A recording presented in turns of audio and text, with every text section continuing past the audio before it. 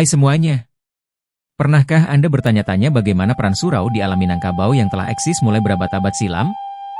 Tetaplah di sini, karena melalui video ini, kita akan menyelami kisah inspiratif yang menunjukkan hal itu. Syekh Abdurrahman Batu Hampar atau Baliau Batu Hampa yang wafat pada tahun 1899 adalah ulama dan ahli qiraat dari Batu Hampar, 50 kota. Pengajaran agama pertama beliau peroleh kepada seorang ulama bergelar Baliau Galogandang di Rambatan, Tanah Datar. Abdurrahman kemudian melanjutkan pendidikan di Tapak Tuan, Aceh. Setelah bertahun-tahun belajar di Galogandang dan Tapak Tuan, beliau memutuskan untuk memperdalam ilmu agama di Makkah. Syekh Abdurrahman adalah kakek dari Muhammad Hatta, salah seorang proklamator Republik Indonesia. Ayah Bung Hatta adalah Syekh Muhammad Jamil yang merupakan anak kandung dari Syekh Abdurrahman. Setelah lama belajar di Makkah, Syekh Abdurrahman kembali ke Batu Hampar. Melihat kondisi keislaman masyarakat Batu Hampar waktu itu yang memprihatinkan, Syekh Abdurrahman pun memulai dakwahnya. Dan kemudian setelah keadaan keislamanan masyarakat mulai membaik, langkah selanjutnya barulah beliau mendirikan Surau Batu Hampar. Surau Batu Hampar yang kemudian dikenal sebagai pusat pengajaran qiraat Al-Quran di pedalaman Minangkabau. Lingkungan Surau Abdurrahman disebut juga dengan Kampung Dagang, karena murid yang belajar di Surau Abdurrahman berasal dari berbagai wilayah seperti Bangkinang, Bengkulu, Aceh, dan lain-lain. Suatu hal yang menarik dari komplek Kampung Dagang ini adalah setiap surau diberi nama sesuai dengan asal muridnya. Contohnya Surau Suliki, Surau Limbanang, Surau Bangkinang, Surau Bengkulu, Surau Aceh, Surau Padang, Surau Painan, Surau Pariaman, Surau Kamang, Surau Solok, Surau Riau, Surau Jambi, Surau Palembang dan lainnya. Di surau-surau inilah para pencari ilmu menetap untuk belajar agama Islam. Kemudian Surau Syekh Abdurrahman menjadi salah satu pusat tarekat tertua di Minangkabau. Kampung Dagang tampaknya memang memiliki sarana dan fasilitas yang lengkap.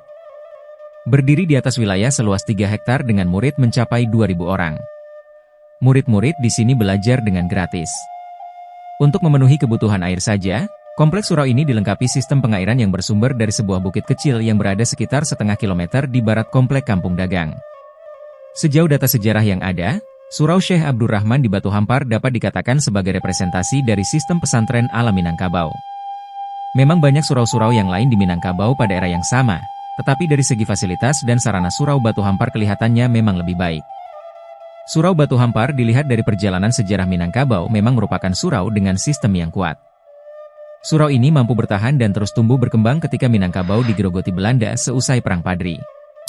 Yang mana saat itu menurut para ahli sejarah adalah masa kemunduran syiar Islam di Minangkabau.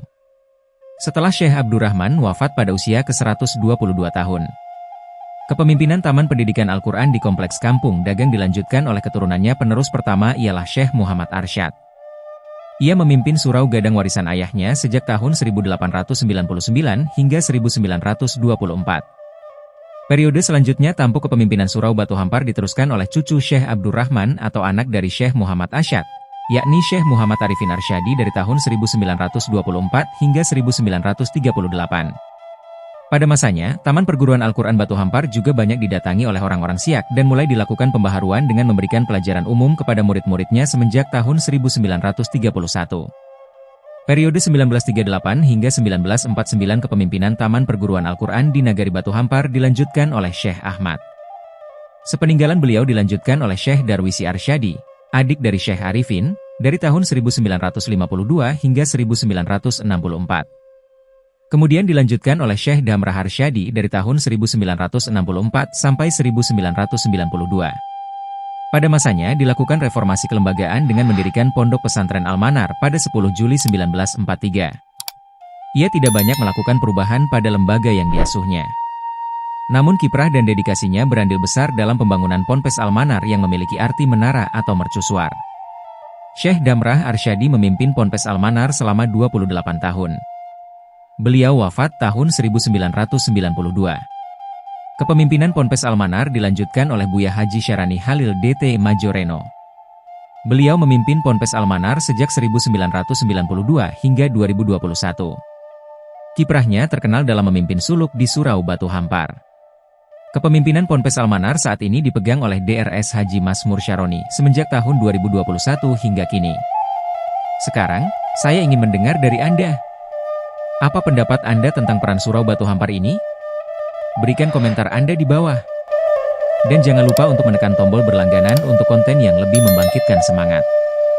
Terima kasih telah menonton, dan sampai jumpa di video berikutnya.